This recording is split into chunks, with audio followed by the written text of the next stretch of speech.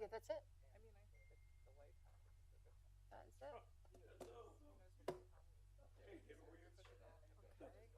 But are how like for how long time? Good, good. For how long they can delay like legally? Yeah.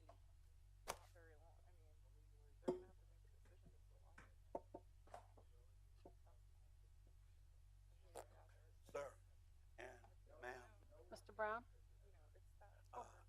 thumbs. Wait, I'm gonna mute my mic. Mr. Campos, how are you? Good, how you doing? Have you recovered? No. Yeah. Yeah, this is like relaxing compared to the Yeah, weekend. absolutely, absolutely. Yeah, it's going to be a disaster. I'm more weird about those Frank, back in the yeah, day, from the high school and middle I school used to have to that come one. to the bi-weekly Schools are not the that 811 far. building to sign the whole school district check. Mm-hmm. I had to be there at 6 a.m.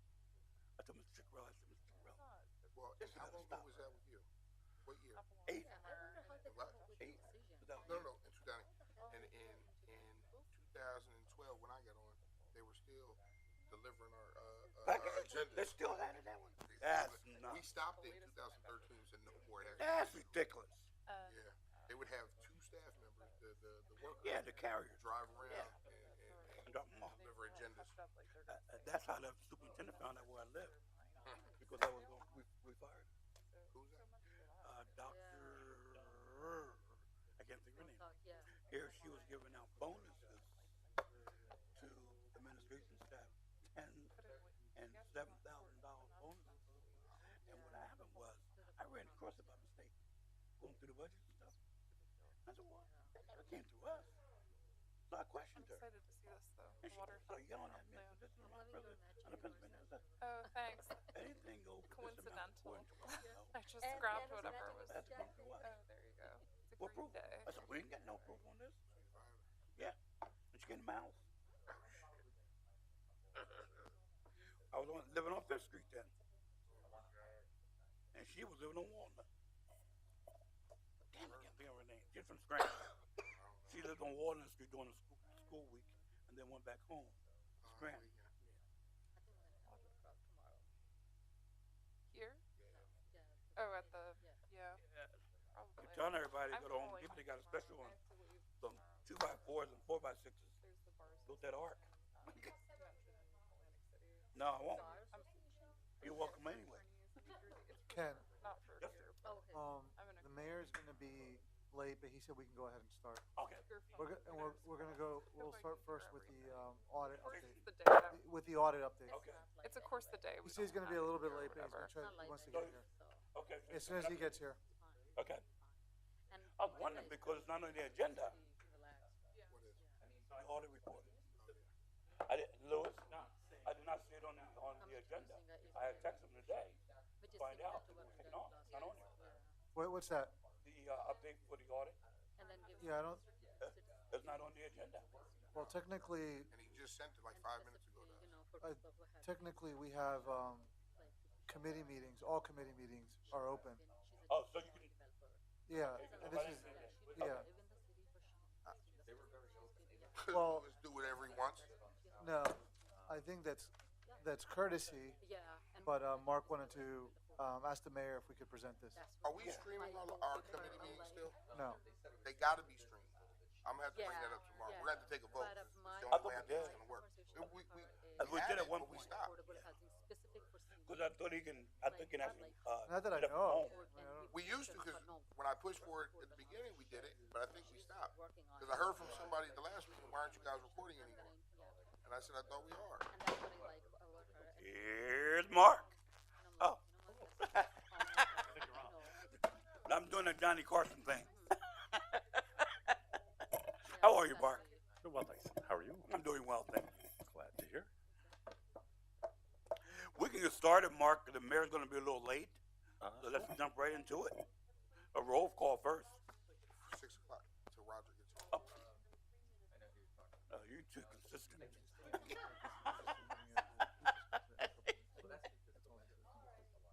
I have to have a talk with you on sidebar. The the committee meeting is being streamed. It is. Yeah. I thought they all were. Well, what we should do is probably in the beginning of the year just do a resolution so we're clear Yeah. on what's streamed and not streamed. Just because there may be issues or whatever, and so we don't want to second guess it. I'd rather have it in writing. So I would- instead of waiting until January, let's get it on for the end of May, so that way we know going forward. Whatever. I mean, we can. I thought it was, but if just so we don't make a mistake. I was under the impression that he can mobilely do the union. Well, it's set up just for us, but they can't catch anybody that speaks, which is fine. Okay. People online can still hear it, so I want to make sure we're still doing that. Oh, so they can't see the presentation? No, because there's nobody to. They mobilize the camera. That's a shame. We should have probably had this at a meeting that was. I mean, and that's going back to my point. Like, let's just put this in a resolution, Right. and that way we can be very clear when we need staff Yeah, support. absolutely. Mhm. But let me check with Mazen just to ensure that that's the case.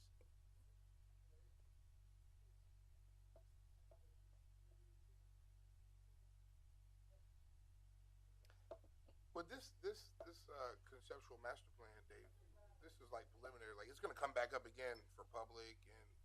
Yes, discussion. do you guys want to just kind of get rolling? Yes. But we're going to start with the audit. Just a quick update on the Oh, audit. you are? Okay. Yes. It's going to be 2 minutes. It's not really a presentation. That's nothing. Real But quick. Crystal, I guess my point was we'll bring it back and then the public can see it and weigh in. Yeah, no, I'd like to do that because I think it's important for people to see the progression of the proposal. I agree. Lewis is not a people-friendly person. Yes, his apps are. What? You're being recorded right now. I know. Jokes are I'm just funny kidding. He sometimes. loves everybody. I don't know if Mazen would be willing to train me. I'm pretty tech savvy. I can, if I can help when we have some situations like this, I'd be happy to do it. Just saying.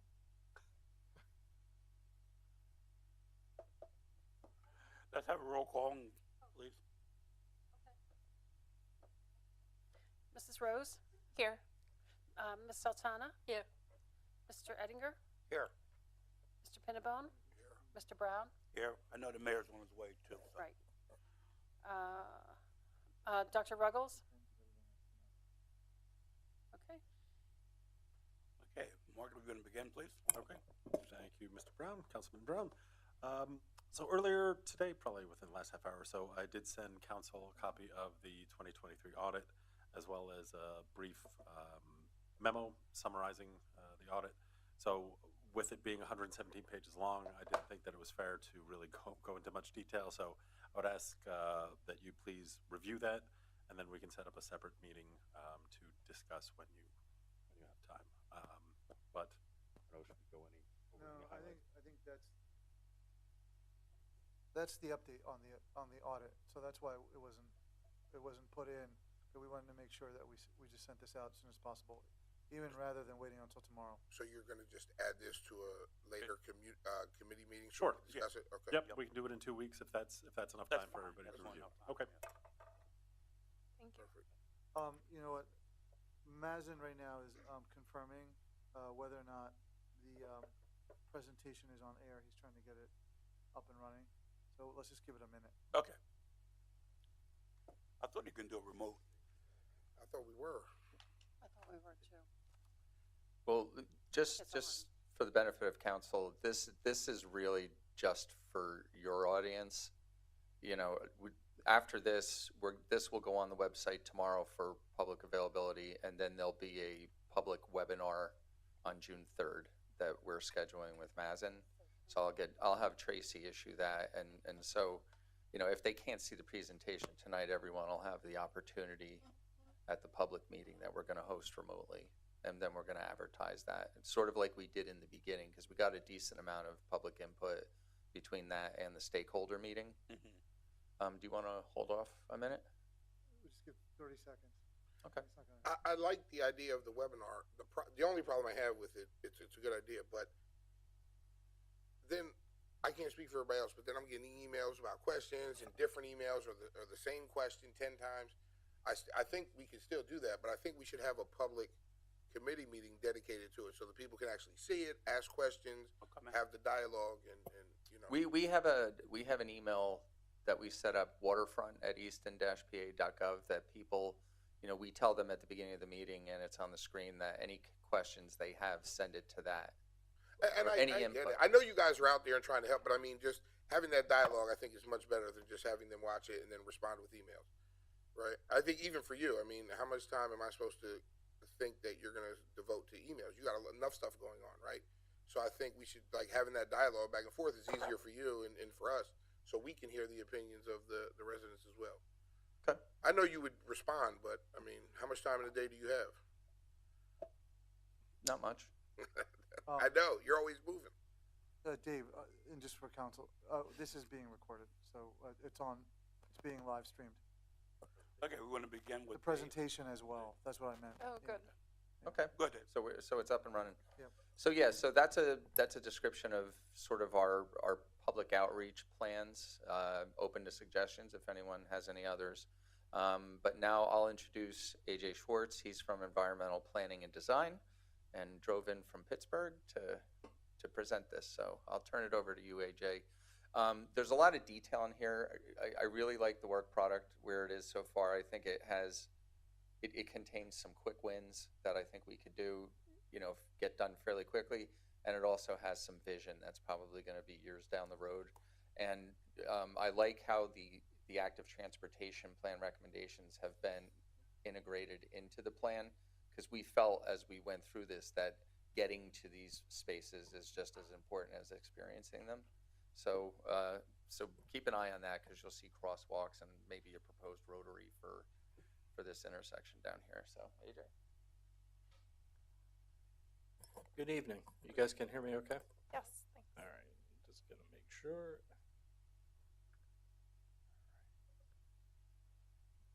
Okay, what I'm gonna try to do is, in a very quick fashion, take you through months of work that our firm has been doing with staff and stakeholders, etc. So you're going to get a little bit of whirlwind tour. The slides that I'm going to present are almost like excerpts coming out of the plan. So there's a lot more detail.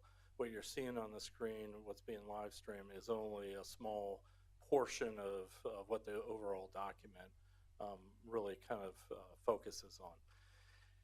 Key thing in terms of premise of the plan, purpose of the plan, was really to look first at your existing spaces and where there were gaps in connectivity. So trying to fill in missing links. So trail, for instance, having a seamless trail making its way around the two rivers itself has breaks in it now, as you guys all know. How do we overcome that and fill in those gaps? Second thing was to look at the public spaces that are along the waterfront in terms of how they're being used and if there are new opportunities, given that the city is seeing change in terms of population. That also all means that there's change in needs. And so are there new recreation, social, leisure opportunities, activities, those types of things that really could get woven into the waterfront itself. Third, Dave just hit on it related to active transportation, is how do you overcome some of the obstacles getting from city downtown to different portions of the waterfront, whether it's because of high-speed motor traffic, whether it's because of railroad, or because, and I'll use this term a couple times, your waterfront in some cases is dimensionally challenged, meaning you have land between a big retaining wall and the water line that's a mere 6 feet. That's not a whole lot of room to do a lot of stuff with, right? So that's the dimensional challenge description. So those were kind of the major tenets in terms of the study. And what we first started with was the slide on the screen right now is really understanding kind of the waterfront. While I'm from Pittsburgh. I've done a lot of waterfronts over my years, and I'm proud. It's one of the kind of my mainstays, key interest. I'm an avid paddler, I'm an avid cyclist, I'm on trails all the time. So when I look at what the city of Easton has, you have all the ingredients. In some cases, you've already baked some really good stuff, meaning your brownies are good. There are some missing pieces, right? And we really needed to figure out how to overcome those challenges, those drivers. One of the things that you're seeing on the slide, again, being designers, we kind of look at the world maybe slightly different than some other people do. You'll see the term rooms in there. So architecturally, as you move along your riverfront, so if I start on the Delaware, I'm up at Riverside, and I'm kind of moving my way towards Philadelphia downstream, I kind of move through that space, and I perceive that architecturally as its own space. When I get then between the bridges going up to Lehigh, I am confined by that downtown on one side, I have the rail station on the other side, and I have the two bridges, a very distinctly different character. You have things like the dam. You have other elements within the waterfront that start to dictate what really those areas are most suitable for from a recreation or from a leisure or social standpoint. So we use the rooms really as a way of defining. So you're going to keep hearing me refer to rooms. I'm not crazy. If you go walk the riverfront, hopefully you'll look at it a little bit differently, but they were really kind of defining spaces. And so each of them kind of lends itself to different activities, but what we were trying to do was make sure that there was not duplication of activities. So what we were also trying to do is find the best home for different activities. And the thread that bound everything together was kind of the trails itself. And so we started talking about everything from passive recreation, bird watching, stargazing, all the way through fishing, and then getting into the more active types of activities, cycling, walking, those types of things, dog walking, and then moved into the more active things, skateboarding, baseball, pickleball.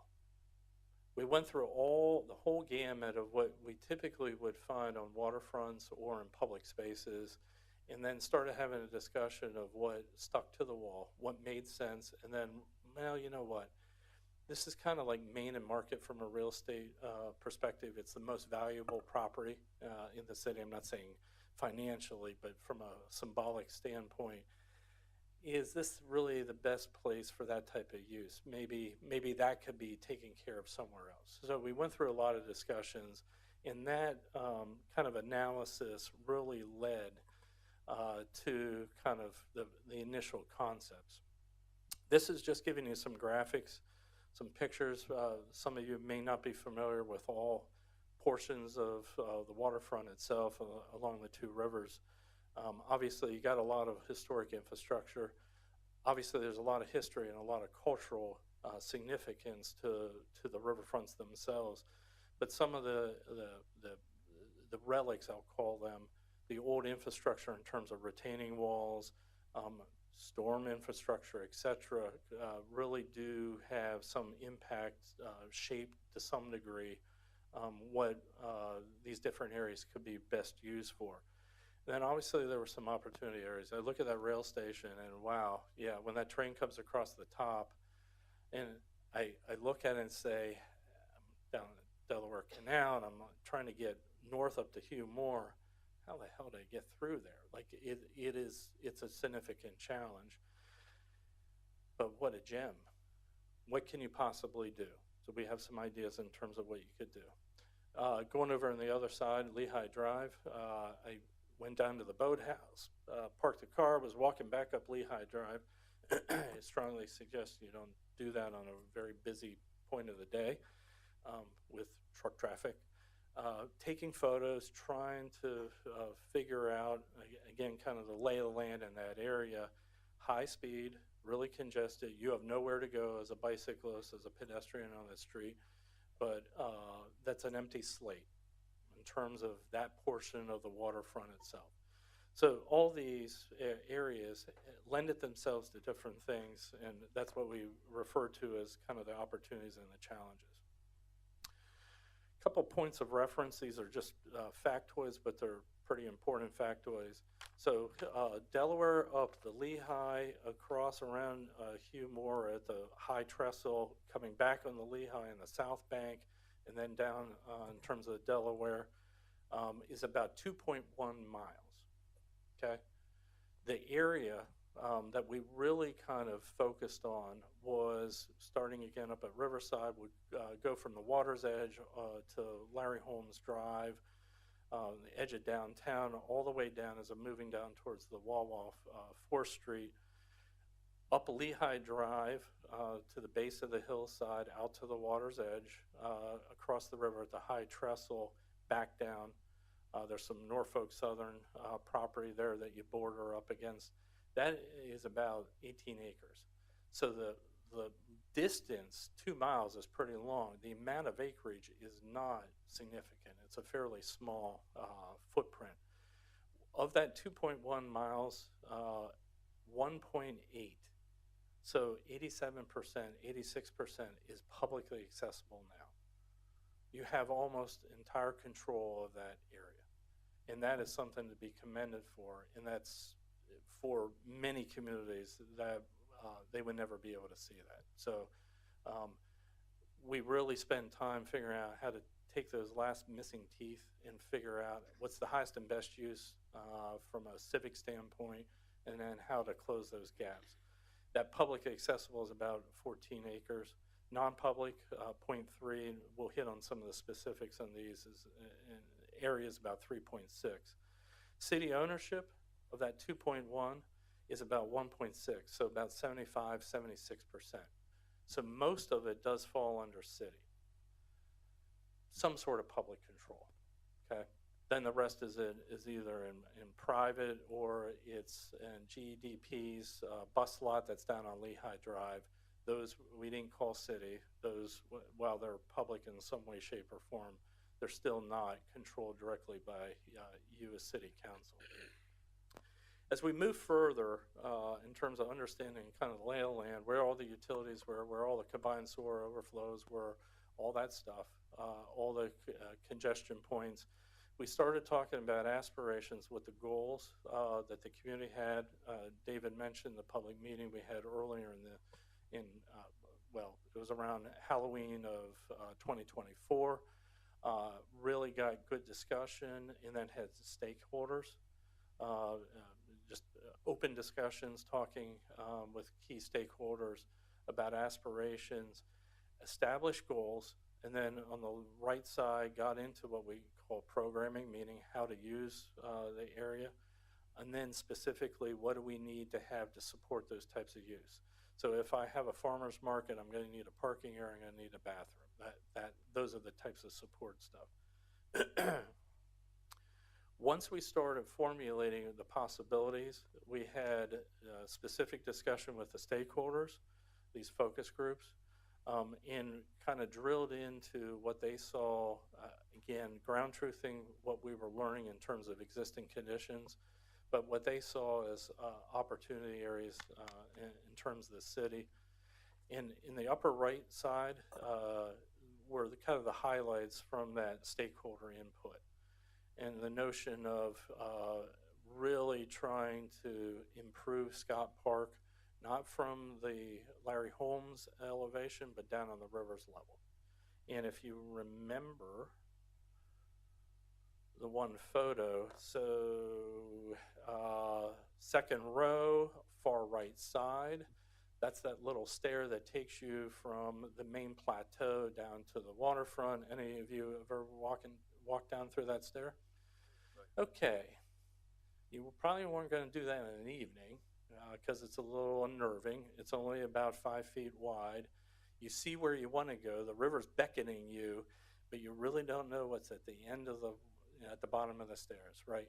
And so it was those types of things that people were referring to as it would be great to be able to see more activity in terms of sky, not so much where the kind of the stage is, but down along the water's level. Well, the flip side of that is also is prone to flooding, and how do we overcome those types of things? So we were beginning to get our marching orders in terms of here's design problems we need to come up with solutions for. So the overall plan, again, starts at Riverside, comes down the Delaware, turns, goes up to Lehigh, about the High Trestle, which is, again, where the red dash is. Then comes back on the south bank, it comes into Delaware Canal Park, and then turns just for a little bit going down the Delaware south of the city. The green areas all show parks and green space. And the orange lines are showing where you have connectivity. When you're in downtown, those lighter orange lines are directly out of your active transportation. So these were recommendations that are in the AT plan where you're like to see, where you're hoping to have public investments in terms of bike lanes, cyclotracks, those types of things. The dashed lines are then, it's literally coming out of the circle headed down towards the McDonald's and the Wawa at the river. That example of the dash line is something that we're proposing. So we're taking the AT recommendations and expanding them a little bit further. And the point of that one was literally come down this street to get us directly to the riverfront. AJ, can I jump in a sec? Sure. So, so if you look at where it says the park above, and then to the far left where it says future Two Rivers multi-use trail, I want to give City Council an update on where we are with that. We've been working with the Trust for Public Lands for probably the past year to try and get some agreement with the owner to acquire the trail that runs the old railroad bed, which runs down through West Easton, and it would include the bridge, and the property actually ends right behind Mount Ida. And so right now we've been awarded a $750,000 grant. You guys probably all know that, and we've applied for the remainder of the acquisition money to DCNR, and I think we have a strong application. But that becomes important when we talk about the development of the Lehigh waterfront, because there is actually a ramp.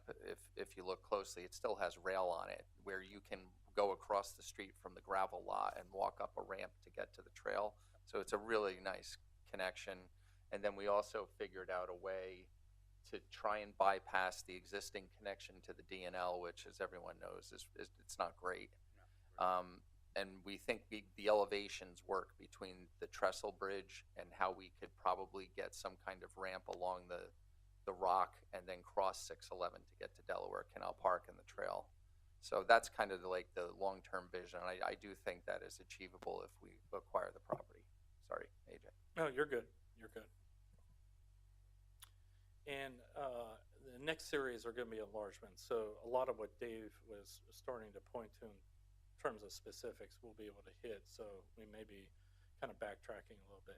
Every one of these slides is kind of organized the same way. We're just going to move around basically kind of in a I guess that would be a counterclockwise motion, coming down the Delaware up to Lehigh and back out to the Delaware. So starting up at Riverside, you have the band shell, great facility. Parking through all the interviews is one of the challenges, and that's still something that has to kind of get worked through. But the notion of actually squeezing a little bit more parking in terms of Larry Holmes Drive is a possibility. Where the new development is occurring across the street in terms of residential development, what we're proposing is to create another kind of informal space across the street. So in kind of the lawn area, playground is located right here, so that we would be able to have some sort of tables, chairs, in kind of a crushed stone, crushed granite pavement, so it's still soft. It's not adding concrete and that type of thing, almost kind of like a Parisian type of feel. and that is to create almost an opportunity area for, I can have beer trucks, I can have vendors, those types of things during performances, and that becomes kind of an outdoor seating area. Improved crosswalks. This is building on the AT, so raised crosswalks. Again, coming from the residential living side, some of these are what we call mid-block. This one, kind of right across from that little green space that we're proposing and creating, would be one of those. Not particularly from a traffic planner standpoint. If with a PennDOT traffic planner, that would be kind of verboten. But given the volumes on that street, and because the residential entrance is right there, it only makes sense to have it there. We then also had, are proposing one down at the alley. So where the alley comes out as I'm moving closer towards Scott Park to have another crosswalk, and that's where the Christopher Columbus kind of statue is. That's the terminus in terms of that. The images that are on the left side are just what we call precedence images. They'd be comparables. There's some aspiration as people were talking about things.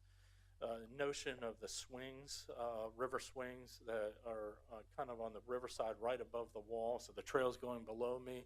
People are walking underneath me and don't even see them. I'm just kind of swinging there looking at the river, right? You'll see the images there in terms of giving examples. Could be completely different types of swings. It's the concept in terms of the place itself. Moving down to Scott, some subtle, I would say, subtle additions within the upper plateau itself. Pergola shade structure at the stage, I think that was one of the things that clearly has been requested or recommended by many people, whether they're visitors or whether they're performers or that type of thing. But then most of the emphasis was really below the wall. The one thing that we are suggesting, and you can't see it very well in terms of the scale, the stairs I showed you the picture of, so the upstream side, I'm going to go back to that photo. So the upstream side, which would be the wall that's on the left, remove that portion of the wall up the driveway. So where the driveway eventually comes up to the upper plateau, put a new flight of stairs, open that up. So that there you now have a more visible, you have a more comfortable, physically comfortable space to be in. You don't worry about what's around the corner down there, that type of thing. And then use those stairs almost as kind of a grand staircase that's more of a gesture that embraces the river itself. In the course of doing that, formalize the pavement at the bottom of the wall. Today it's kind of a mixture of asphalt and gravel. Actually put, you have kind of a sandy, loose gravel bottom to the river, which is great for paddling. You can easily beach there, but then have a raised podium maybe 6 feet in that is concrete, that then becomes kind of flood tolerant, will be maybe 12, 18 inches above your normal water line. So you're not building any major obstruction or anything like that. It's just kind of drier land. So I could beach my kayak or my raft, I get out on that sandy beach and I step up onto the concrete. And then further back, be able to have more of a plaza. I can have temporary seating for in the summertime, those types of things. Once the weather gets more predictable, water levels get more stable, and all that stuff can be removed off season. That would also allow then a outfitter to be able to back a vehicle or trailer down to pick up rafts, those types of things. So the notion is it's going to be utilitarian, but at the same time, it wanted to have a little bit more amenity than just the asphalt that's there today. And obviously, when it floods, it needs to get the fire hose out or the flush truck, and it just gets doused and cleaned up. Moving over in terms of coming up the Lehigh now. Oh, one thing in terms of dam. Oh, okay.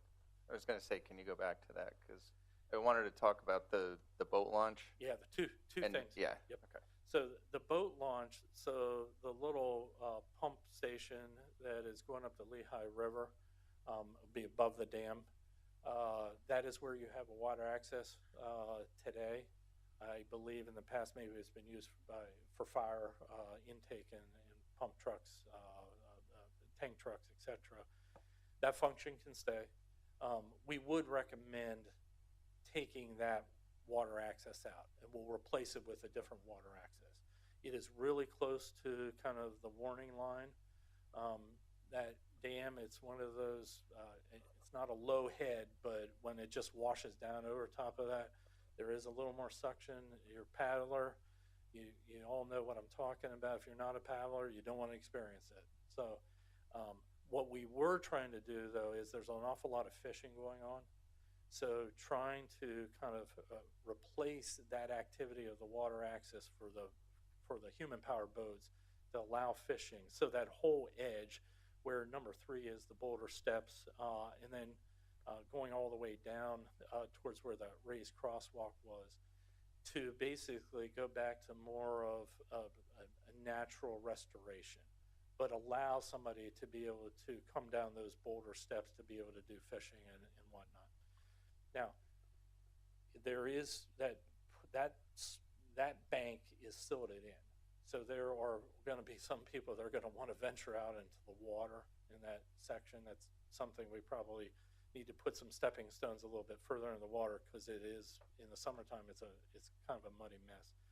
The other thing, in terms of the dam itself, you got a tremendous opportunity to treat that as a canvas, some special lighting, those types of things, to be able to illuminate that. That's a signature type of opportunity, and most places don't have that.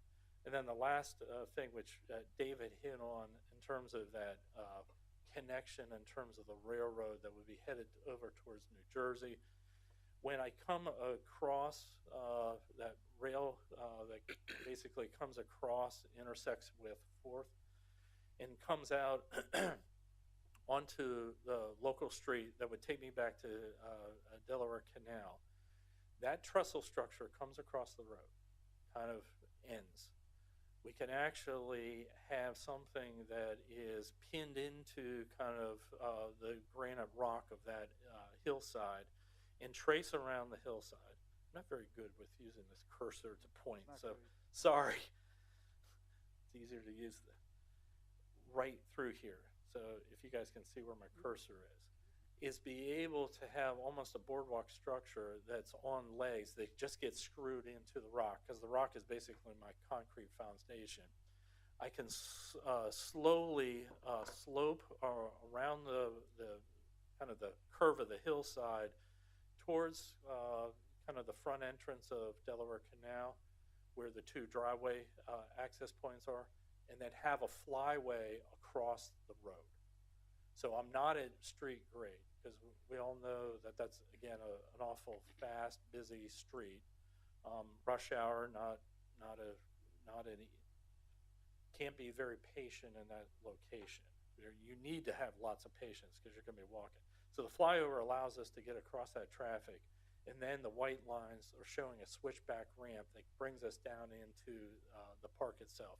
We've had discussions with, again, all the stakeholders, DCNR, DNL. This type of connection probably makes the most sense from everybody's perspective. So taking advantage, maximizing kind of the trailhead that's in that location, and then being able to make the connection, and the next set of drawings, I'll show you where that connection goes over on the other side. Did I hit what you wanted me to hit, Dave, there? Okay, next one is now moving a little bit further up the Lehigh. The rail line that Dave was referring to, which on the screen is running kind of left-right. It starts tan over on the left side and then turns into white, is Easton's opportunity for a mini High Line.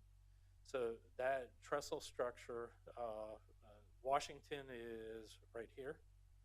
So GDP controls the parcel that is in the green that has kind of the X walkway through, which is dog park, other public space, and that's what the master plan shows. What we're suggesting is improving almost from Washington back towards that rail line, because it's almost at grade in that location. I can literally walk from Washington all the way back to the rail line, turn that into a promenade. That's the white, this white line that's kind of going up and down on the map to the rail line.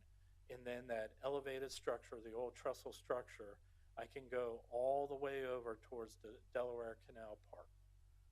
And I'm flying above all the roadways, and I keep saying 4th Street, 3rd Street, etc.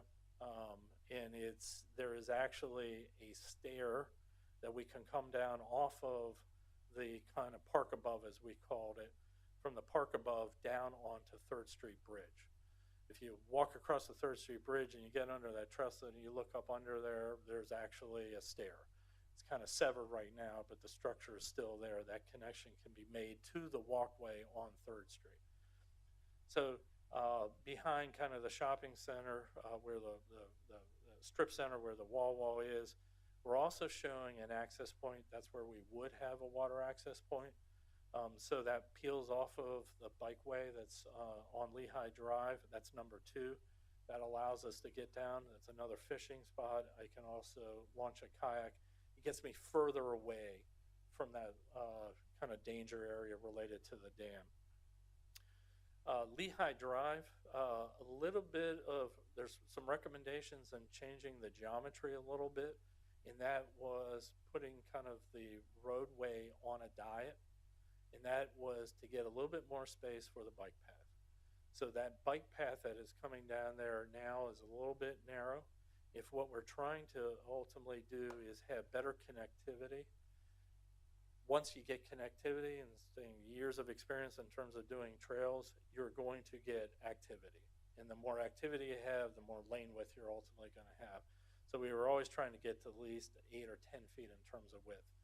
Standard in most cases nowadays for a bike path is about 11 feet.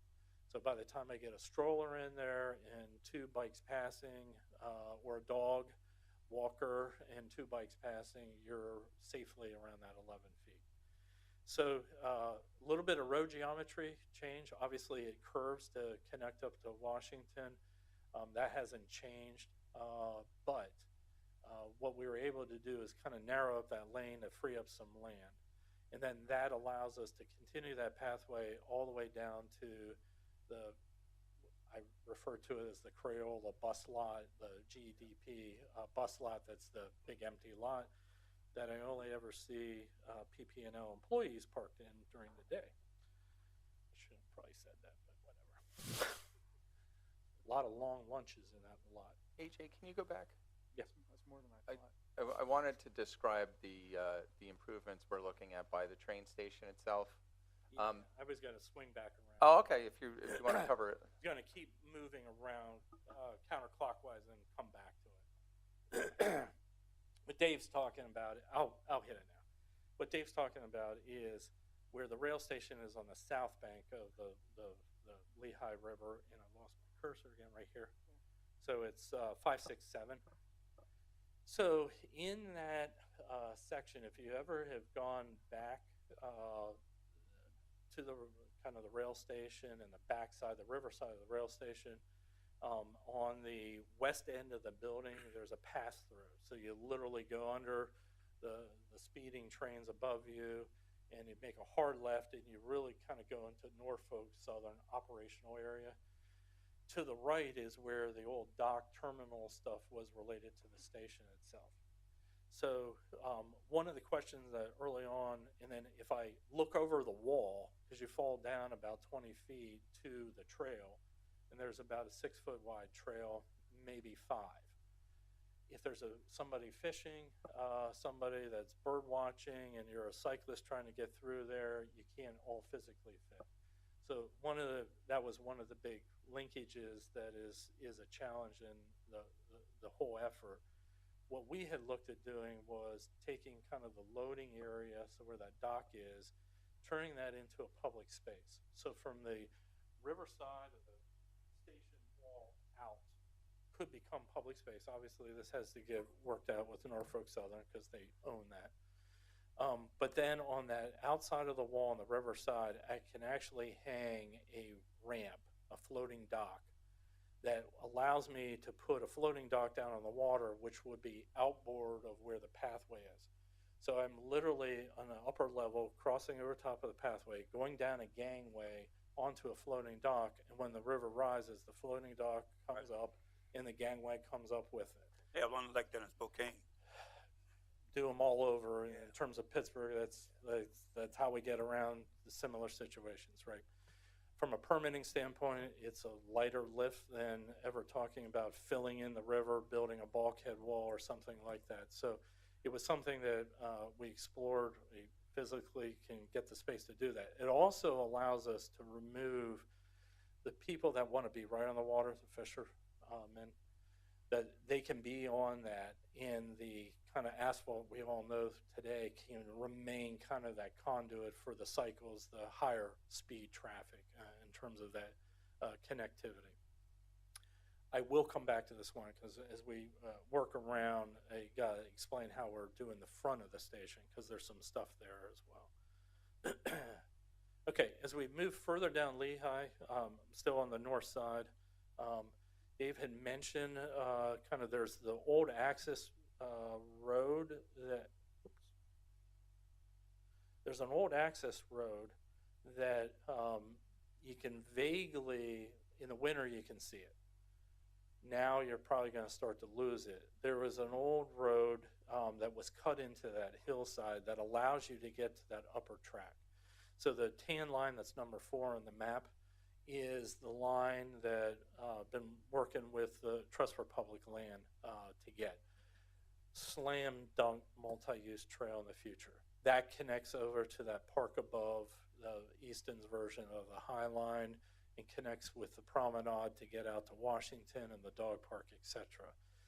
We would have, we're proposing elevated crosswalk on Lehigh Drive, A, slow down traffic, and B, if I'm getting people from the north side of the road to the south side of the road, I need to have a safer haven for somebody to be able to do that. But then repurposing, re-envisioning kind of the Crayola bus lot. And if that bus commitment can be moved to a different location, so they still need their bus parking, whatever, maybe not quite the same quantity as they maybe in the past, hopefully that can be offset because that lot has so much potential. There's been discussions about skate park and some other stuff. What we're showing here is to have skate, maybe a climbing facility, etc. You have the large lawn area, pump track. This could be kind of more of the active space because I have a larger footprint of land to be able to do that. I can't do that in Scott Park. I can't do that in Riverside. I can't do that in Delaware Canal.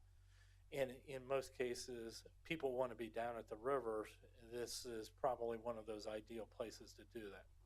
Substation is, so the whitish area is the skate park. The substation is just to the left of that proposed skate park.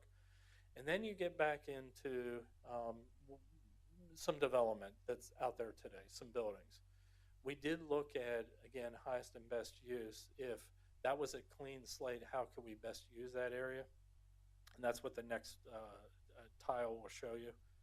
So existing development that's out there outside of the substation, down to the boathouse, basically kind of we have reworked. And so what we're looking at is a great lawn, pavilions. So this would be rentable, some sort of large super playground, another small dog park, something that would be complementary to the one that would be at Washington and kind of that end of downtown, and then a really improved water access. So that's where we can have a rowing type of dock on the river, so I can be easily launching canoes and kayaks, sculls, whatever, and it's public. So there's drop off there. We're also showing kind of a hub that could be a concessionaire. I could do a rental for a kayak, a raft, tubes. I'm way far away from the dam. You'd be hard pressed to make it down to the dam at that point. And so this room, back to the rooms again, really becomes the water play area. So each of the rooms is trying to treat kind of the river, the water experience a little bit differently. This is the one you really get in the water. Some of the other rooms, I'm seeing the water, I may be touching, I may be dunking my foot in it, but I'm not immersed in it. This one, you're actually immersed in it. The boathouse, again, doing a little bit of rework in terms of their dock, or whatever is the occupant.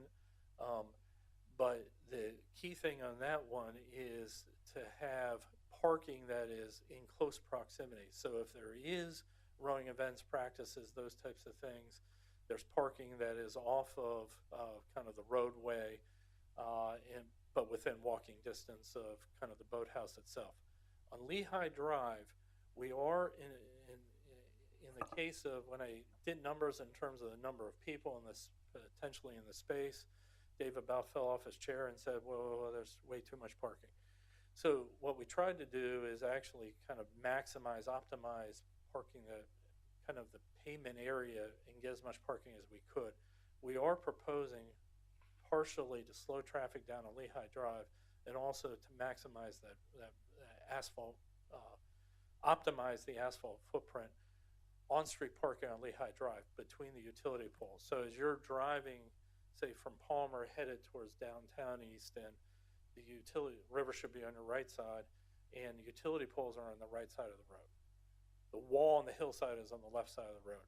In between the utility poles, we can get 3, 4, 5 spaces, and then have a bump out for a utility pole. We don't move the utility poles, then a few more spaces. A pathway then between the parking spaces and then the parking that's in the park.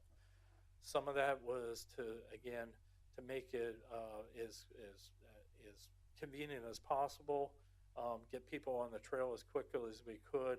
You can gate the bigger parking lots so somebody still can get on the trails in the evening, those types of things. It gave a level of security for any investments that would be in this area. So this kind of section, this room particularly, probably has some of the more active and the larger scale, I think, interventions. Excuse me, can you go back to the slide we were just on?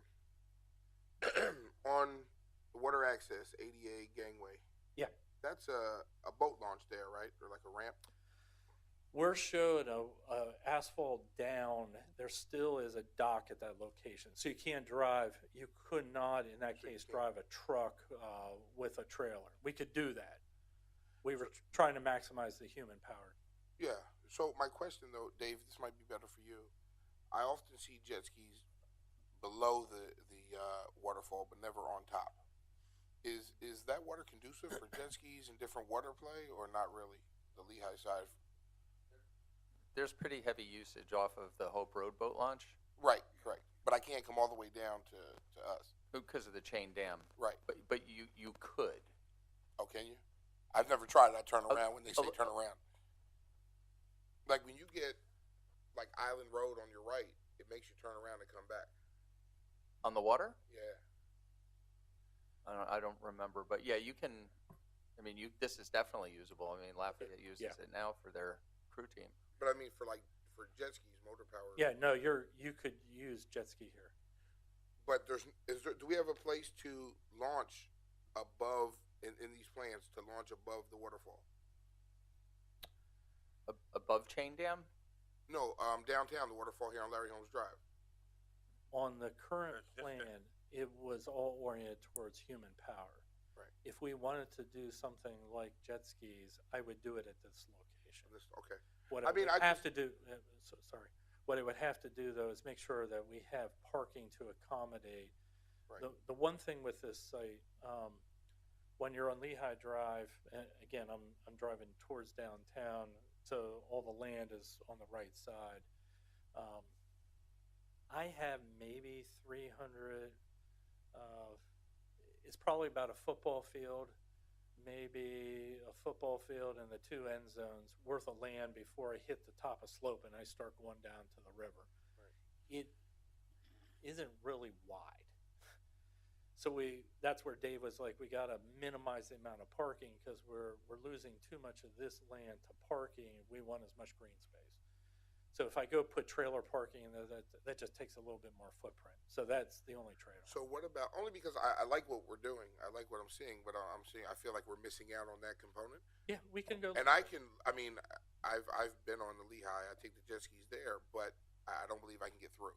Well, But- I think one of the goals of this plan and the, you know, GEDP is undergoing currently a review of their gravel lot, and we've tried to match up the two visions as closely as possible. And right now they're trying to focus on non-motorized river activity. What we are prioritizing as well is we've been working with the fire department so that whatever, even if it is non-motorized access, it will be their emergency access to get on the river. So, But even if we don't put a launch and things there, I can see people launching from Hope Road, right? Coming down and then docking here. Yeah, If we can yeah, set up and then getting out and That's a good point. That's a good- enjoying some of the like Warren Paul Peck Yep. does, where you can get out and go eat and do this and get back. well, they to this. can't get here because of the dam. So that divides the the motorized activity that drops in off of Route 33. They can come down pretty close to the chain dam, but then they have to go back. Well, that's what I was talking about. I thought you meant you can get through. That's why I said I always had to turn around and go back. Oh, So I thought I was missing something. no. Now I understand what you're Okay. saying. So the idea was to try to keep the lower half below the dam for canoes, kayaks, that type of river activity. Paddleboards, yeah. All right. It's a thought. Yeah, you know. yeah. It can be whatever we want it to be. I just quickly want to address the ownership issue because I got concerned about showing a plan that has a playground where someone has a building. So we reached out to the property owners, and currently, if you go east to west on Lehigh Drive, GDP has control of the gravel lot. The college has control of the former general supply, and we've been in discussions with the college about the use of that.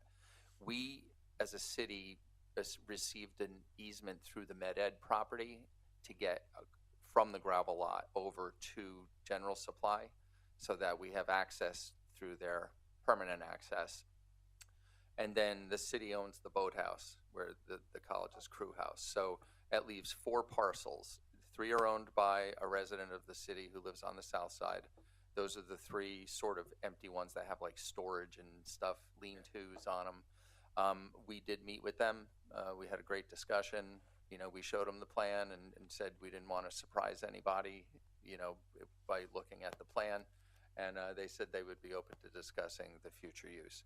The gentleman who owns the active building there did not respond to several calls. So I really don't know. We didn't have an opportunity to speak, but as soon as AJ laid eyes on it, he's like, I would recommend the city move toward controlling the whole area just to have,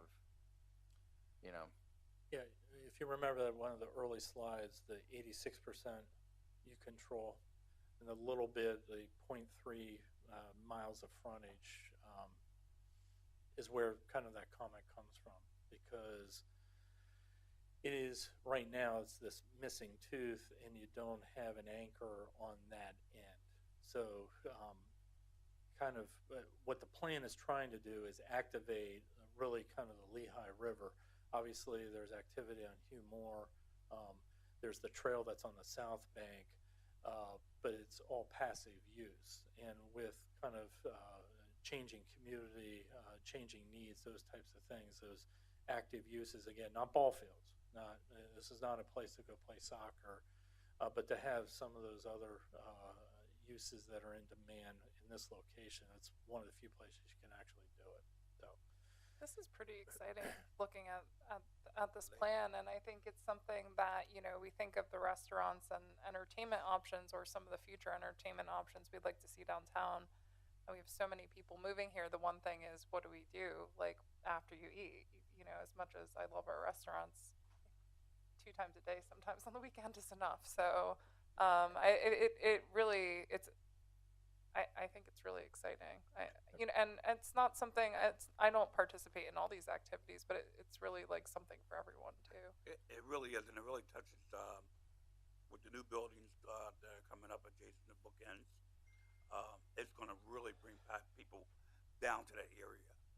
One of the things we're trying to encourage is more like a little bit more of an active experience. So if you go out to eat and you want to take a walk along the waterfront, right now you would be sitting on rocks or something like that. And back when it was built, the point there was you can't destroy a rock, or, you know what I mean? Because we were having vandalism problems like crazy. So we have received grants for a number of swings. There's 6-foot like porch swings that have their own structure. And the plan is to put it out there and maybe get a QR code to find out how people feel about them. But when I was down in Savannah, they had a whole run of bunch these of- things, yes. and you've seen it too, right? Oh, yeah. You can't Yes. even Yeah. sit there. Yeah, I've seen And I that, think yeah. people will really enjoy swinging by the river. And I think that's a great You had a idea. I've picture seen of them those swings elsewhere. up here earlier, right? Yeah, yeah. I thought I saw one. Mhm. Yeah, right there on the left. Second, They're yeah, really cool. left side, second row. That's nice. Yeah, those are from Cincinnati. And, as Dave described, we've had communities in small towns like Oakmont. Remember the Open is short time away, any of you that are golfers. They have public access to, and they probably have about 1.5 miles of riverfront. They have public access of about 600 feet. That's it. They put swings in, and I think you have to fight over the swings because people they're so popular, right? And it's a really simple, modest type of thing, right? It doesn't need to be lavish in any. You're not building great fountains and all that kind of stuff. One other thing to hit on this is that the TPL rail line, the future, it's number 11 on the plan, future Two Rivers multi-use trail connection. So that is up on that rail corridor that's abandoned that David was describing, trying to get control of. That goes all the way down to kind of where the park above, the Highline version. We are showing on the far left side is a switchback that actually gets us up onto the high trestle. And the high trestle would come across the river and connects into publicly controlled land that's on the other side, supposedly. We haven't been able to trace all this down. That allows me to come down at grade. If any of you have driven on Canal, you're headed over kind of west on Canal, you'll see there's a stone wall, and as I'm moving in towards downtown, it's tapering down. That line is actually under public control. What we're able to do, and while that is way long term, that high trestle, all that kind of stuff would have to be reviewed, that would actually give you a full loop. The Two Rivers connection would continue on towards Palmer, and we'll be able to connect in terms of their trail system, so you're getting that kind of regional connection in that manner. So the trail that it comes down along Lehigh Drive, between the river and Lehigh Drive, comes down to kind of the hub. That's this location, and that would terminate there. So I could turn around and go back. I can't get up directly to that upper level because, as you guys know, that high trestle is high. It's probably like 80 feet up there, elevator. Also owned by Palmer Township. Pardon me? It's also owned by Palmer Township. There's No, been, we say no. there's I been don't say there's no. been many. Well, they have this, and They we wanna- have paperwork here. All they have to do is sign. Yes, I'm not it worried. was. I'm worried how safe it is. I hear you. I hear you. All right. So nuts and bolts in terms of, it's always money, right? What we tried to do is kind of color code this a little bit. In where you see purples, that's Riverside. So you'll see in the plan view in terms of the area that those improvements apply to. When they get into blue, it's what we call the confluence. So that's Scott, the bottom end of Scott Park turning up in terms of Lehigh. East Lehigh is kind of the orange area. The mid Lehigh is kind of the green, and then the peachy color, pink color is the West Lehigh. So that would be down at the boathouse.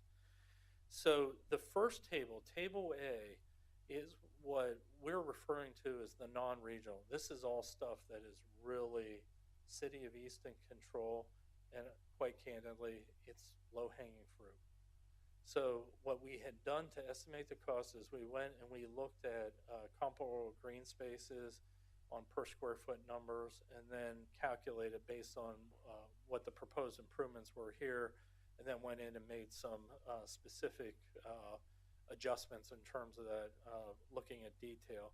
So table A, the total is 12.6, so 12,600,000. Table B is for the regional stuff. So back to the Palmer discussion, those things that are kind of leaving the city, going into other communities or going over to New Jersey, that type of thing is what's in Table B. You'll see that one's almost just shy of 12 million. And again, that's fruit that's up there much higher in the tree, so to speak.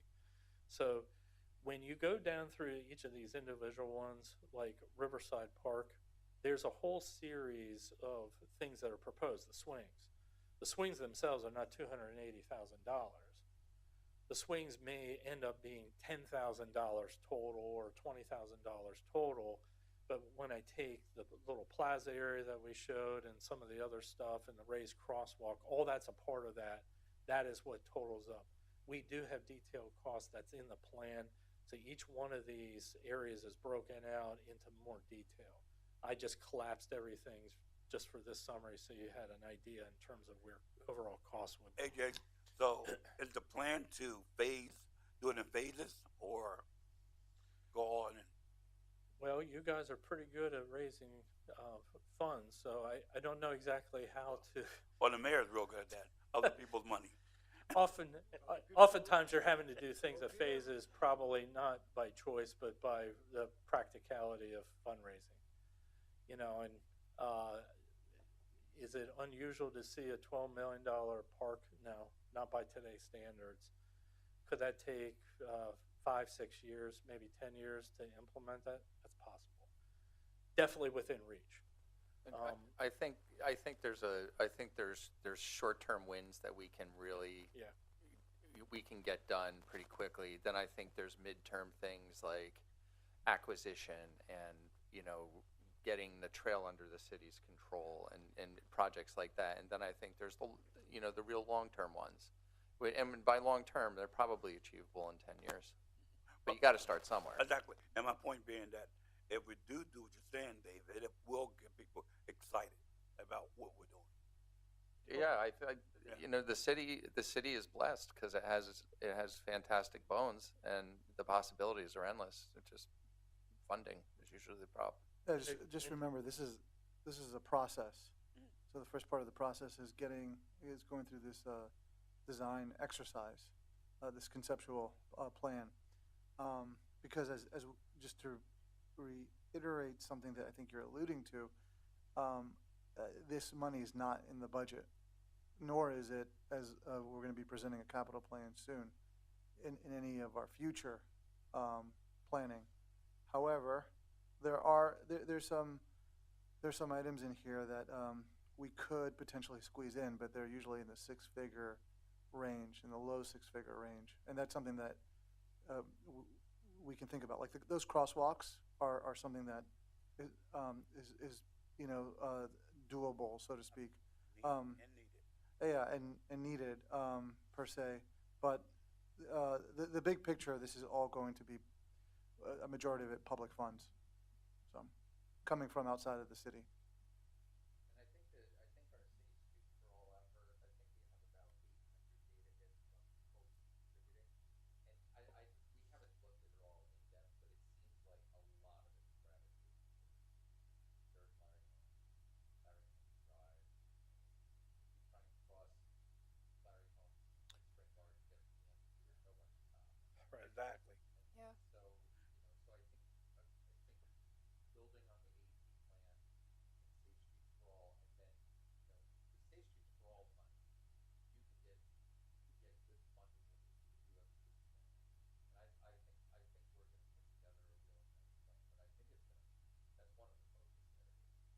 It is. I mean, we need to get people there safely to what we have now before we build on it. So I think it is a good starting point. But also with this, and I love the idea, I love the concept, I love everything. We're going to bring a lot of people into Easton to take advantage of these things, which is great. Where they're going to park is the problem. So I think that has to go hand in hand with this. What's your problem parking? I don't have a problem. Oh. Everybody else in the city does. I just park in the front. But we're not going to have any room left in the garages or anywhere else to bring all these people down. So I think that conversation needs to be had. This is going to attract a lot of people. I think they're going to come from all over. This is amazing. The parking is going to be, where do we put them?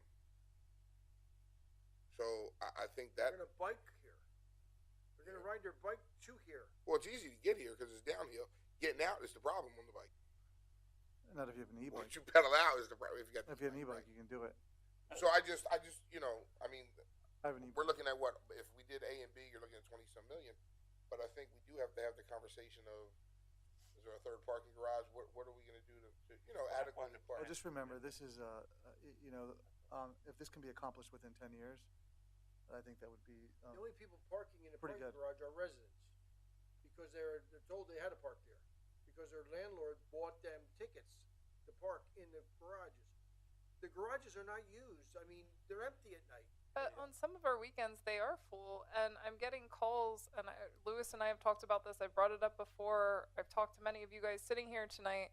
I get calls from people in Seville on some nights that they can't find a spot when they come back, and then they're asking me, will we rebate their parking They're going to tickets? the 4th Street garage, and I don't know, I go through the 4th Street garage almost every weekend, Yeah. and there's spaces, plenty of spaces available. Well, Last Friday, I was talking to Lewis while I was playing crossing guard.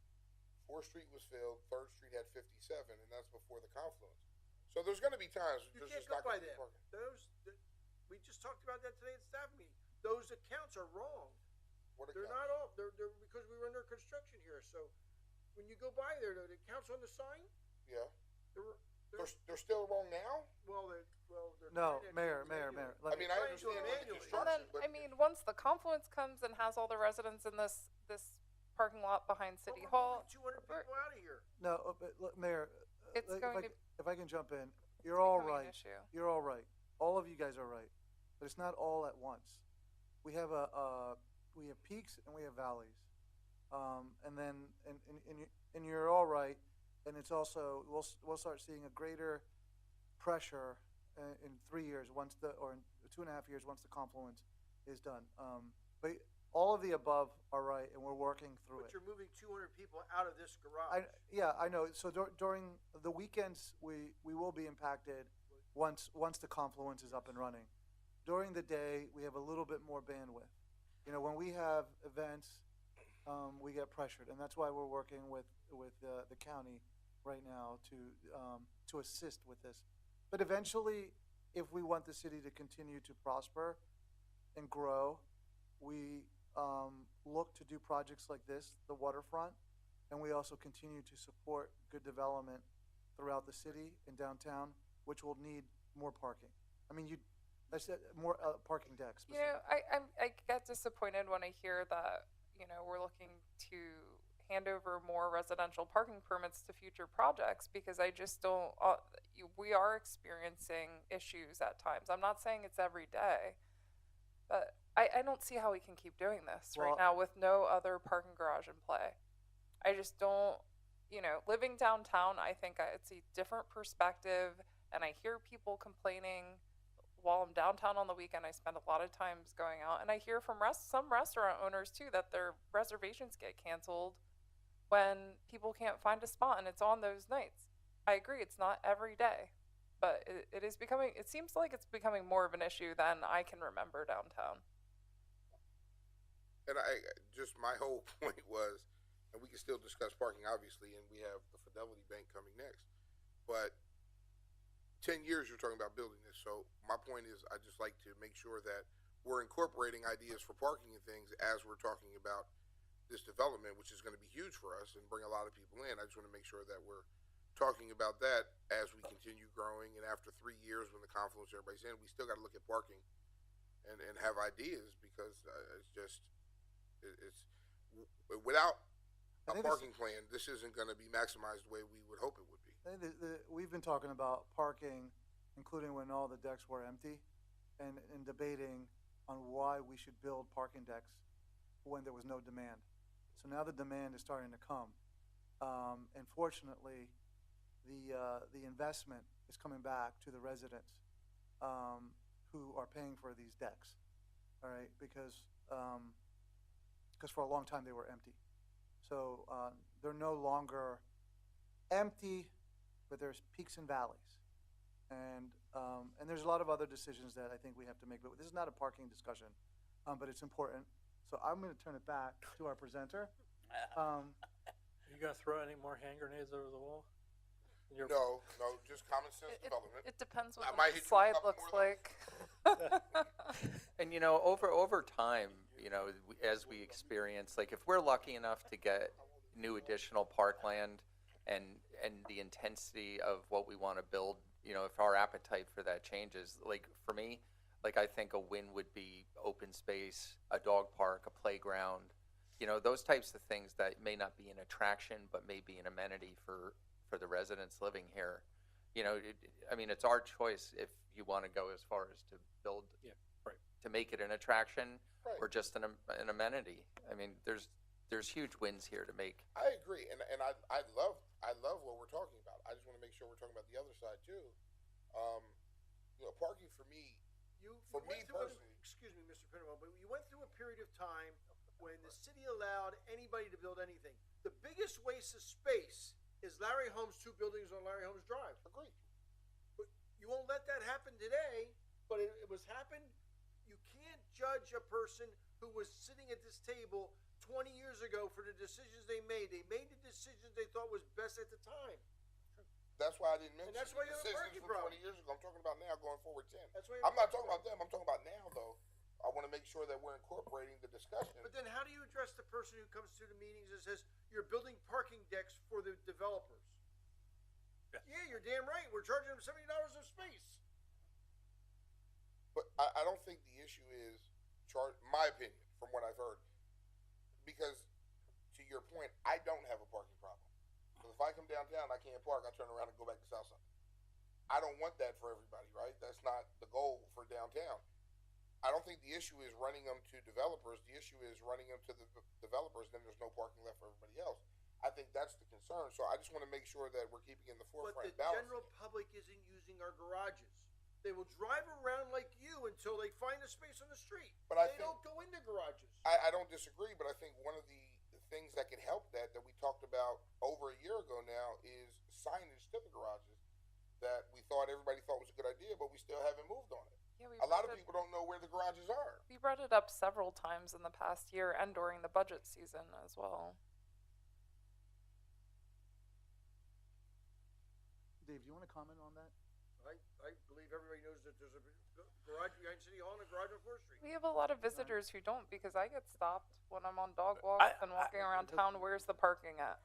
I agree with that somewhat. I know we did have this problem before when we had the old garage on Alpine. And one of the things in the study has said that we need to have signage, and we begin to do that. But now we have that, and now we have the development of other things. So it's not a bad idea to start looking at signage. And even, if I remember correctly, Cariola put a sign in the old garage specifying where they are and things like that. It's opportunities. It's opportunities.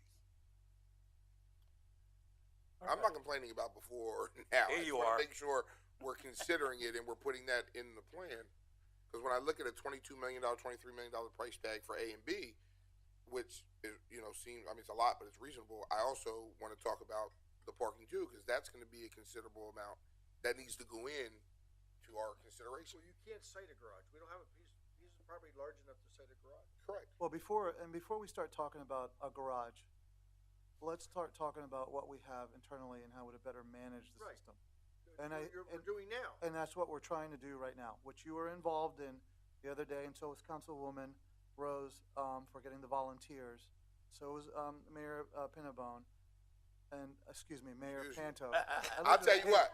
Today is Mayor Pinnabone. The other day was Dr. Pinnabone. I'm good with either one. I apologize. But the easy answer is saying, hey, let's go build a deck. You don't want to, no one wants to take on the tough challenges. No one wants to take on the fact that, we have more permits out there than we do spaces. No one wants to talk about At that. $100 a year. But no one wants to talk about that. I want to talk about it, but not today. I do. And I Alright. think there's No a one- plan no that one- we can no do one- with developers to help us out. All right, but finally, now we're finally starting to manage. We had a good success the other night, Yep. and now we have to keep doing that because we're changing the behavior. Because no one back in the day wanted to walk from the county lots down Fifth Street Sure you did. to the State Theater. No one would do that. I You- don't you- think that that's going to be something though that you can use to justify giving more residential permits, renting them to developers. Listen, I don't think that that solves We're not giving any our issue. residential permits to. we're not giving. We're I not said giving. Yeah, renting, but we're not. We're not. That council did not approve that. On the administration's recommendation, council approved that we wouldn't give residential permits for units, Over 5. multi-units that have over 7. So I mean, no one's but advocating now I'm for that hearing at all. this new project that's being proposed. How many spots in the garage? Well, that Are new you project looking hasn't to- been proposed yet. But they're telling people that they've been promised 40 spots in the Third Street garage from us. We did. They came to us and asked us for 40 spaces, but That's quite a bit. they've yet to propose anything to They have no the plan. city. Yeah, there's no plans that I know of that are definitive. They haven't submitted anything to the planning commission, so we're still waiting. We did do that because we have the bandwidth. All right, and So and, we did offer them or agreed. yeah, right out for it. there's a parking agreement, and they have They 1 year. 78, we gave them 40. Yeah, but we Yeah. don't even know. We don't even know what the impact is with the confluence Yes, we do. permits at this point. No, we don't. We have a 'cause we don't contr- know. we- We don't have a parking study that shows us like a proper forecast to be renting these spaces out. I just think we're going to have a bigger problem. I think an agreement with 241 spaces identified is a pretty good forecast. I think we're going to have future problems, and I think that this is an issue, and I don't think it's the right choice. I'm just being honest. That's fair. I'm not the only person who feels that way as well. If anyone else would like to chime in? That's fair. I mean, that's absolutely fair. Well, I mean, I do have concerns. As you know, I voice it all the time. I do have concerns. I think some of my concerns are, like, I didn't know, like the mayor said now, we're still down. We can't get accurate numbers because the machines are still down. So I don't know what we have, what we don't have. What is down? The Third Street garage counter. No, it's not. it's not down now anymore because they're doing it manually. On an occasion, when there's an internet issue or where there's a mechanical issue, like anything, there's a period in which the counter is off, and we shut it down and then we restart it. But the uptime is pretty high. What? Explain to me, Mayor. I'm sorry. Manual counter. There's a counter. Driver, right. There are license plate readers that count. Well, isn't that how it always works? It used to be in this. We do manual accounts several times a week and before State Theater shows to make sure we know how many cars are in the garage at any one time. The issue with the LPR is it's about 95%. So if you look at it in an average day in the garage, if there's like maybe 200 or 300 entries and exits, over the course of time, that 5% adds up. So that would be like, all right, so in day one, we're like 15 spaces off. Day two is like 30 spaces off. And then you can get, if you don't manually count regularly and adjust it, you could find yourself off by quite a bit. And I don't think, this is early on, I don't think we realized how much that little 5%, because when you hear something's 95%, you're like, wow, we're really grabbing almost everything. But so in order to keep the sign honest, unless there's a problem, we manually count just to keep everything straight. And with the State Theater, it's important because the way we work the shows, knowing how many cars are in the garage, especially if the garage is going to fill, we have to make sure we leave at least 10 to 15 spaces for monthly contracted partners. So we usually cut it off like when the sign gets to like 15, we shut down the lane to make sure we can accommodate the monthlies. I don't know, and I promise, I swear this wasn't where I was just wanted to say, let's keep in mind parking when we developing the waterfront. That was my goal. But we're here. I know we're renting spaces, and if I'm wrong, clear it up for me wherever I'm mistaken. We're getting spaces from the marquee, but that's only during the day. So, like Friday night, while we were volunteering, 4th Street was packed. All the roads were packed. All the Orange Street parking was packed. Going up Ferry, it was all packed. And the 3rd Street garage had 67 spots available. Right. Now that's before the confluence. After 5 p.m., I don't know what the time is, our rental agreement with the marquee doesn't matter because we're not using that at night. So how much is the marquee getting? 140? 20? We had 200 additional spaces at the county lot. They were empty. Only 50 vehicles were up there. And the other thing is as Ms. Rose talked about before, and something that her and I spoke about, as we get more contracted parkers, we will limit how many daily parkers can go into those garages. And I know about the Northampton lot. You, myself, the mayor, worked on it, and I believe and I like it. I don't know if I like it, and I've had this conversation for just regular weekend parking. I don't know too many people that are going to park going towards 7th Street and walking down to dinner, and then turning around and walking back. So that's what I mean. Like I love that concept that we have for certain things, events, different things. I just don't know how it's going to be for people parking there to walk down to hang out at the bar and then walk back up or The go to idea dinner. is that if running a shuttle is still cheaper than building a garage. And so if it comes to that, we would run a shuttle. Yeah, we have a long way to go in terms of continuing to tackle all the different parking layers and issues. Which is totally fine. I just feel like every time we talk about development such as this, which is great, and I like, we should also be talking about the parking as well. We are a small city, and had you taken the position that you are not going to provide developers any parking, you wouldn't have any of these developers. They're not going to build their own parking deck, and you wouldn't be making $1.5 million to $2 million a year on city parking.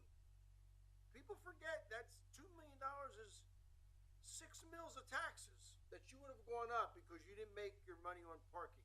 But Mayor, that goes back to your comment about what was done 20 years ago. And I'm not disputing that. I'm talking about now, though, and just being, we don't know what numbers we have, right? So as a council person that's voting yes or no on these things, I still don't understand a clear picture, right? And I know we're going to work on it, we're going to hear it, but to me, I don't see it, right? So I need to see the numbers. I've shared those reports with you, Mr. But Pinnacone. I don't know what exactly you're talking about. You shared me the numbers. Yeah. And then we were told some of them weren't accurate. Last I heard. Yeah. So some of them weren't accurate, so I don't know. And then I'm looking at, now we're talking about the county lot, which number one hasn't been approved by the county yet. Yeah. And number two, we haven't talked about the shuttle yet. So I know shuttle might, but we haven't discussed it yet. The county lot right now, it's administrative. The city has always been working with the county, even when I was a director of administration at the county, We did it for the, with certificates of insurance, et cetera. What the city wants to do, and this is the proposal, Right. is move away from that manual certificate of insurance and have a lease agreement for specific hours. So administratively, it's a little bit that's the cleaner. smart way to go. It's Well, no, just- and it's the way I to go. know that. Obviously, I was there with you. My question is, though, what we've done was like Freddie Awards or different events. Now we're looking to have an agreement where we do it nights and weekends. Great, but I think there's other conversations that must be had than just saying we're going to rent a parking lot from the county. Well, right? we are actively also trying to negotiate with private lot owners, and there's as many private spaces as there are, more actually, than structured spaces here in the city. And Which is great. But from a council standpoint, when I don't hear that or understand that, but all I'm talking about is developing and bringing more in, I have to question it, right? Because I don't know that, and I'm not saying I have to know because you guys are negotiating things at this moment. But Until you actually get a contract, we're not bringing it to council. well, understood. But when I hear about development, I'd be remiss if I don't bring up the parking because I don't know what's being discussed, right? So that's what I want to make sure we're mindful of. So it's part of the new studies that's going on right now. Mhm. Parking's a part of that. Okay, and I'm looking forward to the recommendations that they give. As you said, we do have a lot of flat parking never tapped into to rent, to lease, or what have you. I'm just curious to find out once that study gets done what it's going to tell us. I won't be surprised. But I got I'm sorry, Councilman, what study are we talking about? we're talking about the study that the administration is doing for not just parking, but the whole Comprehensive plan. yeah, doing a whole plan for the city. New plan. I don't think that's, I don't think there's an overall plan per se, other than continuously working towards looking to acquire more parking. Correct. Whether it's Public Works, in literally Dave's group, going out and counting parking spaces, in which even right now we've identified a handful, like just today on 4th Street as a result of a request from a property owner, and just questioning certain blocks, to just working with, for example, with the county to utilize those lots a little bit more frequently and easier. So we're just constantly just like working and thinking about it, literally on a weekly basis. I mean, it's just an issue, including our technology, as you all know, and council's involved, whether it's seemingly piecemeal, but we're working on it. It's a lot more involved than the individual bits of information that you receive. So whether you approve the new contract for the new software company that's going to be managing the meters, which, believe it or not, that's part of the system, to approving new handicap spaces or 15-minute spots. Those are they all take into consideration, and then including things that we're working on right now, that futures that we're going to have to use better technology to help manage the system better. To sum it up, is what Joe Moranville, owner of a Quadrant Bookmark for the last 40 years, said, and she will say to any city council member who asks, and you complain about parking, she'll say, I was here when we had plenty of parking and I couldn't pay my bills. Now we have no parking and I can pay my bills. I will tell you, the other night, since we're talking about it, since we use the county lots, it was probably as flawless of a night that I have heard about for a state theater, in which which was a sold-out show, and a lot of the patrons came in and swelled up all the parking in the city. And fortunately, for the first time, we had an outlet at the county lots. And I also saw then a lot of the meter spaces heading up to the county lots. Available. Utilized. Which was excellent. That means they were parking in other areas. And no one complained that we were charging, at least I had very little complaints from what I understood about the $10 charge going into the garage, which cover our cost for the first time in about 10 years. And then also the availability of free parking up at the county lots. Is that a flat rate? It was a flat rate, but I literally received no complaints, especially up at the county lots. That's where I was stationed. So making sure I was talking to the individuals. We had about 100 individuals that parked up there. 50 vehicles and about 100 individuals. Okay. So, welcome AJ, you're with us? Still with us, AJ? AJ, thanks for bringing up parking. What were you saying about who the PPA? So what I wanted to finish, as you guys were deliberating, I wanted to come back to this slide. So this is this piece that's at 3rd Street Bridge, back to the rail station. So I previously described kind of the trail along the front, the riverside of the rail station. That high trestle that's down at the boathouse where the Palmer piece comes down, all I wanted to point out, that trail actually comes down along Canal, eventually comes to grade. We would be able to come through the front of the rail station and be able to then connect back into 3rd Street. So it continues the loop in terms of that higher kind of, I think of your trails almost as floors. So the Trust for Public Land effort is one level, that's like the penthouse. and then I have the trail that's down at the river level. So it's an interesting kind of set of loops that you guys are able to achieve. I think where I had left off was, this was an example of the detailed cost. Had talked about the overall stuff. So in the document is the detail for all the specific areas. And then kind of final thoughts. And you guys started hitting on some of this as you were starting to delve into some other topics. The long-term, that table 3, those aspirational things, don't necessarily mean that you don't start working on those for a long time, because in some of that, you actually have to start doing some due diligence early. It may just take a decade to get to the point where you actually see something come out of the ground, or you see some fruition of things. I think the first bullet, this plan is meant to give that long-term vision. And what we were trying to do was really kind of leverage as Dave said it earlier, you have great bones. You know, you have an incredible history, and you have building stocks that communities would love to have, right? And so the rivers themselves are just this tremendous asset with the canal and all the other cultural side of this. You just got great bones. And I think the plan does try to leverage all that stuff and does successfully connect all the missing pieces. So all those little gaps I referred to in the beginning, I think we have some way of resolving. There in some cases are probably other ways of doing it. This just seemed to be the most effective way. And so as time goes on, maybe some circumstances change, some doors change, doors open, different doors open, and so maybe the final solution is a little bit different, but this does give you kind of a guiding light. And we did focus on the low-hanging fruit. So that table A, we spent a lot of time.